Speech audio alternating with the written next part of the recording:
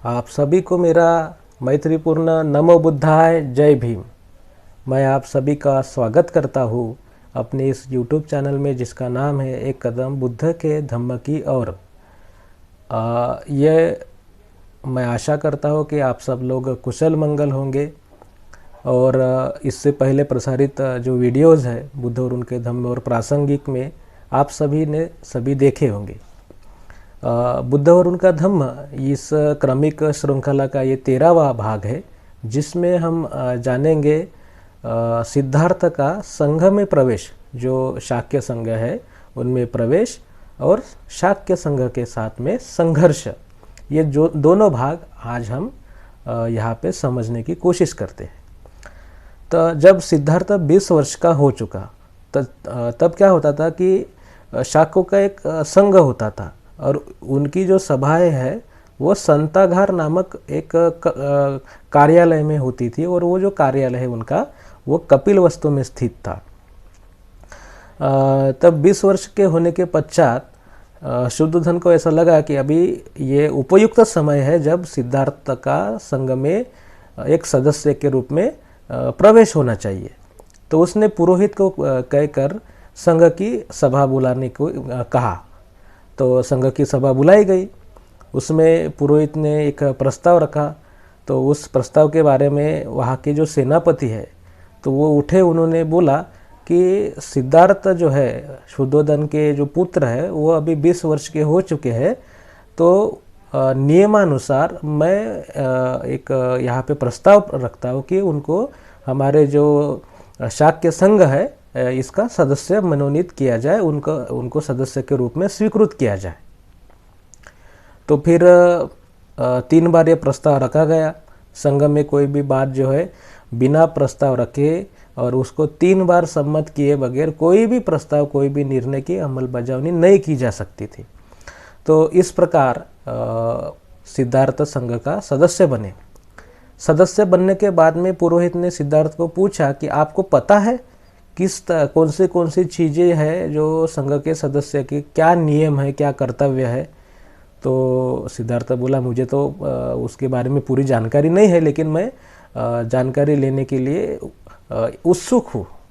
तो पुरोहित ने उनको जानकारी दी। पुरोहित बोले कि देखो कि संघ की सभाओं को नियमित रूप में उपस्थित रहना, किसी भी कारणवश संघ के सभा को यानी अवॉइड नहीं करना, संघ के सभा में उपस्थित रहना, संघ के सभी जो हित संबंध है, बहुमत से लिए गए जो भी निर्णय है उसको तन मन धन से संघ के हित संबंधों का जो है पालन करना। और संघ का कोई ऐसा सदस्य जो कोई भी गलत कार्य कर रहा हो तो उसके बारे में संघ को अवगत कराना, किसी भी प्रकार की मन में भीति डर जो है लाए बगैर अपने जो कुछ भी किसी ने गलत काम किया हो तो वो संघ को बताया जाना चाहिए। और एक बात उन्होंने और बोली कि मान लीजिए कि आपने ही कुछ गलती की हो और आपके बारे में संघ में किसी ने आपके ऊपर आरोप लगाया हो तो आप शांत रहकर, अगर आपकी गलती हो तो आप उसे स्वीकारेंगे, अगर नहीं हो तो ऐसा आप बताएंगे, लेकिन क्रोध नहीं करेंगे। ऐसा उन्होंने उनको समझाया कि संघ के सदस्य के क्या कर्तव्य है और संघ सदस्यता किस तरह से निरस्त हो सकती है, रद्द हो सकती है। इसके बारे में भी पुरोहित ने उसको समझाया कि आप अगर चोरी करते हैं, आप अगर बलात्कार करते हैं, आप अगर असत्य भाषण करते हैं यानी गलत साक्ष्य देते हैं, तो आप हिंसा करते हैं, तो इस ऐसे स्थिति में आपका जो है संघ का सदस्य पद जो है निरस्त हो जाएगा, आपको संघ का सदस्य नहीं माना जाएगा। तो ये चीज़ें उनको बताने के बाद में संघ के सदस्य के रूप में जब सिद्धार्थ वहाँ पे खड़े हुए, उन्होंने बोला कि मुझे बताए गए सभी जो नियम है मैं उनके शब्द सहित और जो आशय है वो जो शब्द उसके पीछे जो अर्थ रहता है वो सभी सहित मैं अपने इस कार्य यानी जब जो कुछ भी मेरे काम होंगे संघ के सदस्य के रूप में मेरी एक्टिविटीज़ होंगी तो मैं उनका पालन करूंगा और कोशिश करूंगा संघ का सभी प्रकार के हित संबंधों को मैं यथा योग्य उनका अनुपालन करूं।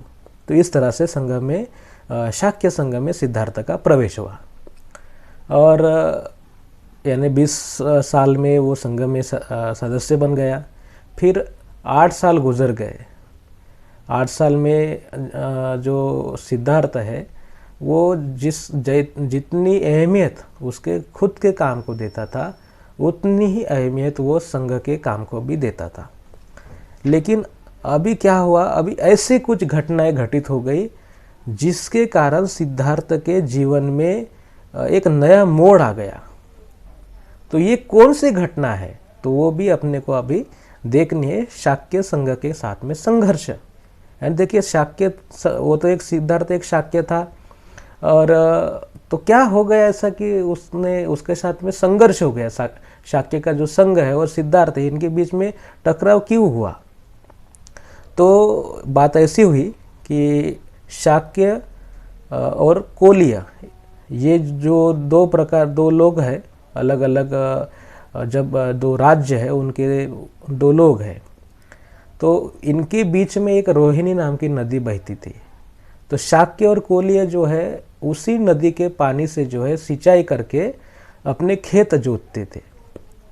तो और हमेशा ही उनके बीच में जो है कुछ ना कुछ टकराव होता रहता था, झगड़ा होते रहता था। तो इस बार भी उन दोनों के बीच में क्या हो गया, झगड़ा हो गया।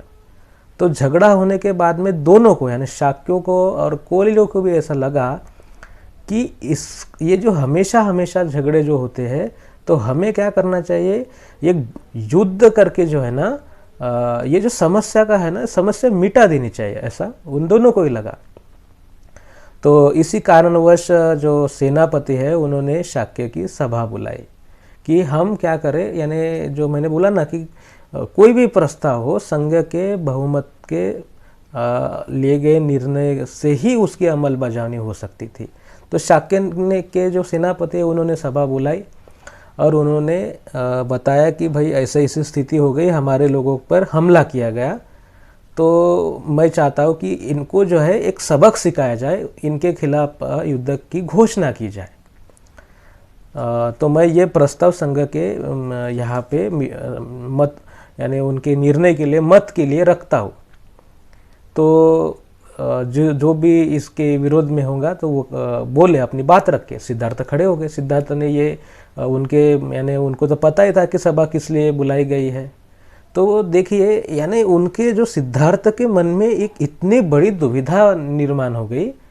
आपको अगर पता होगा तो सिद्धार्थ जब छोटा था तो उसके सामने जो है देवदत्त का जो तीर लगा हुआ जो पक्षी था वो आके गिरा, तो उसने सिद्धार्थ ने उसको बचाया और इतना ही नहीं, बचाया ही नहीं, तो ये जो मुद्दा है न्यायालय तक लेके गए और बचाने वाला जो है, मारने वाले से बचाने वाला हमेशा श्रेष्ठ होता है, ये बात उन्होंने वहाँ पे कही। तो एक व्यक्ति जो एक पक्षी के लिए इतना कर सकता है, तो यहाँ पे तो मनुष्य के खून का प्यासा हो बैठा है और यहाँ पे युद्ध अगर हो जाता है तो ना जाने कितने लोग मारे जाएंगे, दोनों तरफ के कितने लोग मारे जाएंगे, इसका कोई अंदाज़ा नहीं है। तो इस बड़ी दुविधा में सिद्धार्थ फंसे हुए हैं। तो वो वहाँ पे खड़े हुए, वो बोले कि युद्ध किसी भी समस्या का हल नहीं है, युद्ध से दूसरे युद्ध का बीज बोया जाता है, और अगर किसी ने एक युद्ध जीत भी लिया तो उसको भी जीतने वाला कोई ना कोई पैदा हो ही जाता है। अगर युद्ध करके जो कोई हानि करता है तो उसकी भी हानि करने वाला वहाँ पे उपस्थित होता है। तो इसीलिए युद्ध का प्रस्ताव टाला जाए, ऐसा सिद्धार्थ कहते हैं। सिद्धार्थ कहते हैं कि जो हमें सच्चाई देखनी चाहिए कि वास्तव में वहाँ पे क्या घटित हुआ, ऐसी कौन सी परिस्थिति आन पड़ी कि वो दोनों जो है गुट में हानामारी हुई, झगड़ा हुआ। मैंने सुना है कि हमारे लोगों ने भी वहाँ पे हानामारी की है, तो इस बात पे जो सेनापति है वो बोला, हाँ हमारे तरफ के ही लोगों ने जो है पहले शुरुआत की है, लेकिन हमारी ही पहली बारी थी, जब हमें हमें उस नदी का पानी लेने की हमारी पहली बारी थी। तो सिद्धार्थ बोले, देखिए हमारी भी गलती है, हमने झगड़े की शुरुआत की है, तो हमें ऐसा करना चाहिए कि हमसे कुछ 2 आदमी, शाक्य 2 आदमी चुनेंगे, कुलीय भी 2 आदमी चुनेंगे, और वो चारों मिलके 1 आदमी चुनेंगे। ऐसे वो जो मंडल है, वो 5 लोगों का जो समिति रहेंगी, उसका वो जो है ना, वो स्थायी एक हल निकालेंगे इस समस्या का, कि आगे जो है कोली और शाक्यों के बीच में इस तरह का संघर्ष ना हो। लेकिन ये जो चीज़ है, ये सेनापति को अमान्य थी। सेनापति बोला कि ऐसा है कि कोलियों को सबक सिखाना ही इस समस्या का हल है। जब तक हम कोलियों के खिलाफ युद्ध नहीं छेड़ते तो वो लोग बाज नहीं आएंगे, इस तरह की हरकतें होते रहेंगी। तो फिर वो बोला कि मेरा जो प्रस्ताव है और उसके विरुद्ध जो सिद्धार्थ ने प्रस्ताव रखा है उसमें सुधारने का, तो वो प्रस्ताव जो है, जो दोनों प्रस्ताव मैं मतदान के लिए रखता हूँ। तो वो दोनों प्रस्ताव जो है उन्होंने मतदान के लिए रखे, और मतदान के लिए रखने के बाद में उससे पहले तो सिद्धार्थ के प्रस्ताव को बड़ा यानी एक ये भी मिल चुका था, लोगों का अनुमोदन था। तो लेकिन फिर जो है ये जो सेनापति का प्रस्ताव है, ये जब रखा गया तो उन्होंने फिर से रखा कि मैं चाहता हूँ कि संघ बहुमत से इस प्रस्ताव को स्वीकारे कि हम कोलियों के खिलाफ युद्ध की घोषणा करें। तो फिर से सिद्धार्थ खड़ा हुआ और वो बोला कि संघ ने इस प्रस्ताव को नहीं स्वीकारना चाहिए। हमारा कोलियों के साथ में शाक्यों का निकट का संबंध है और वो एक दूसरे के रिश्तेदार है, तो हम एक दूसरे के खून कैसे कर सकते हैं, हमें ऐसा नहीं करना चाहिए। तो इसके खिलाफ सेनापति खड़ा हुआ। वो फिर से बोला कि यहाँ क्षत्रिय का धर्म है युद्ध करना, और युद्ध करते समय हमें अपना पराया कोई नहीं देखना चाहिए। हमारा जो धर्म है उससे हमको निभाना है। क्षत्रिय का धर्म, ब्राह्मण का धर्म, वैश्य का धर्म, शूद्र का धर्म जो है, यानी ब्राह्मण का धर्म जो है विधि करना है ना, धार्मिक क्रिया करना। क्षत्रिय का धर्म है युद्ध करना, वैश्यों का धर्म है व्यापार करना, शूद्रों का धर्म है सेवा करना। और इन लोगों ने अपना धर्म अच्छी तरह से, उचित तरह से पालन करने में ही पुण्य है, ऐसा वो बोला। तो क्षत्रियों का धर्म है युद्ध करना, इसमें ना अपना ना पराया, कुछ नहीं देखना चाहिए। तो सिद्धार्थ बोला कि ऐसा कैसा हो सकता है, धर्म क्या है, सनातन धर्म का क्या है। तो सिद्धार्थ बोलता है कि धर्म अगर हमें देखना है तो धर्म यही कहता है कि किसी भी वैर जो है वो अवैर से ही मिटता है, और अगर कोई वैर करता है तो उसको प्यार से समझा के ही उसको मिटाया जा सकता है। तो यही क्या है, हमारा पूरा सनातन धर्म है, और यही हमें धर्म के माध्यम से सीख मिलती है। तो वो फिर से सेनापति खड़ा हुआ, वो बोला कि ये शास्त्रार्थ नहीं है, धार्मिक शास्त्रार्थ नहीं है, हमारा धर्म जो है युद्ध करना, वही हमें करना है। सिद्धार्थ के मन में बड़ी ही यानी वो हलचल मची हुई थी कि ये क्या हो रहा है, क्योंकि वो बड़ा ही दयावान उसका स्वभाव था। मैंने आपको जैसे बताया कि एक पक्षी के लिए वो जो खड़ा हुआ, तो यहाँ मनुष्य के खून का प्यासा है। हमारा भारत का ही नहीं कि सभी जो धर्म व्यवस्था ही जो है वो ऐसे सिद्धांतों पे आधारित है कि जिसमें किसी भी प्रकार की कोई भी बदलाव की गुंजाइश ही नहीं है। सिद्धार्थ पहले भी अपने माता से कहता था कि जब अगर सभी क्षत्रिय मैत्री भाव प्यार से एक दूसरे के साथ में रहेंगे तो वो अपने सीमाओं की रक्षा बिना किसी का खून बहाए अच्छी तरह से कर सकते हैं। तो यहाँ तो खून बहाने की बात हो रही है। और ऐसा कैसा हो सकता है कि कोई ऐसा सिद्धांत हो जो बिना किसी कारणवश, बिना किसी यानी उसके डीप में जाके, उसके यानी उसके जो कोई भी घटना है उसकी पूरी जांच किए बगैर क्या हो सकता है और कौन से दूसरे उपाय हो सकते हैं कि इससे हम हमारे सामने वाले जो समस्या है उसको हल कैसे करें, दूसरे उपाय क्या हो सकते हैं, बिना ऐसे किसी भी बात की जांच किए बगैर सिर्फ युद्ध करे।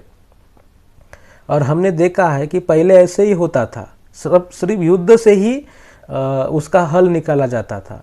तो जिसके जो यानी मान लीजिए कि कोई छोटा देश हो, छोटा राज्य हो और वो सही बात कर रहा हो, लेकिन कोई बड़ा राज्य रहता है, उसको तो उसकी ज़मीन चाहिए ही होती है, तो वो युद्ध करता है और युद्ध से जोर ज़बरदस्ती से अपना राज्य वहाँ पे प्रस्थापित करता है। तो क्या फिर उसने युद्ध जीत लिया तो क्या उसका सही है, सही था उसका पक्ष, इसलिए वो वहाँ पे जीता? ऐसा नहीं है। इसलिए जो है हमें किसी भी बात पर जो है बड़े ही गंभीरता से सोच विचार करने की ज़रूरत होती है। आज जो हम देखते हैं कि जो युद्ध है वो सिद्धार्थ ने और बुद्ध ने कही हुई जो कुछ भी बात है हिंसा के बारे में, वो आज भी लागू होती है। आज भी अगर तीसरा युद्ध अगर रुका है तो वो बुद्ध के कारण ही रुका है। और किसी दो देश में अगर वाद विवाद होते हैं तो वो पूरा राष्ट्र है, पूरा जो जगत है वो यही चाहता है कि आप जो है चर्चा करिए, सोच विचार करिए और समस्या का हल निकालिए। युद्ध ये अंतिम उपाय नहीं होता। सभी जो देश है वो उन दोनों देशों पे दबाव डालते हैं कि आप शांति से काम लें। तो आपने देखा कि ये जो घटनाएं हो रही है वो सिद्धार्थ अकेला पड़ गया वहाँ पे शाक्य संघ में, लेकिन टस से मस नहीं हुआ। वो लास्ट तक, अंतिम समय तक वो युद्ध के खिलाफ खड़ा रहा, अपना पक्ष रखा। और जो बाद में भी जो है सेनापति बोला कि सिद्धार्थ नहीं मानने वाला, सिद्धार्थ वास्तव में सिद्धार्थ मेरे पक्ष के, मेरे प्रस्ताव के विरुद्ध है, तो मैं चाहता हूँ कि संघ इस बात का निश्चय करे कि क्या करना चाहिए। संघ ने बहुमत से युद्ध का निर्णय ले लिया है। अभी यहाँ तक देखा कि संघर्ष जारी है। सिद्धार्थ ने तो प्रस्ताव का विरोध किया, युद्ध नहीं चाहिए, तो आगे क्या होता है? सिद्धार्थ अभी उस युद्ध में शामिल होता है या नहीं होता? उसके जो विरोध है, उसके विरोध के कारण सिद्धार्थ के ऊपर कौन से प्रकार की कार्रवाई की जाती है, ये हम आगे के भाग में देखेंगे। आशा करता हूँ कि ये भाग आपको समझ में आया होगा, सिद्धार्थ का पक्ष भी आपके समझ में आया होगा और आप ऐसे ही बुद्ध और धम्म जो हम समझ रहे हैं उससे जुड़े रहिए। आपकी कोई प्रतिक्रिया है तो आप कमेंट बॉक्स में लिखिए, जिससे हम उस पर डिस्कस कर सके, चर्चा कर सके, समझ सके। बाकी के जो वीडियोस है वो आई बटन पे दिए हैं, यहाँ पे क्लिक करके आप उसको देख सकते हैं। और अगर आपको वीडियो पसंद है तो आप लाइक करिए और ज़्यादा से ज़्यादा शेयर करिए, सब्सक्राइब करिए, अपने आप्त इष्ट मित्रों को बताइए कि ऐसा यानी ये जो चैनल है इसके बारे में जानकारी दीजिए और बुद्ध धम्म का प्रसार प्रचार करने में सहयोग प्रदान करिए, ऐसे मैं आपसे आशा करता हूँ। और अंत में आप सभी के प्रति मैं मंगल मैत्री व्यक्त करता हूँ, मंगल कामनाएं व्यक्त करता हूँ। यहीं पे अपने वाणी को विराम देता हूँ। नमो बुद्धाय, जय भीम।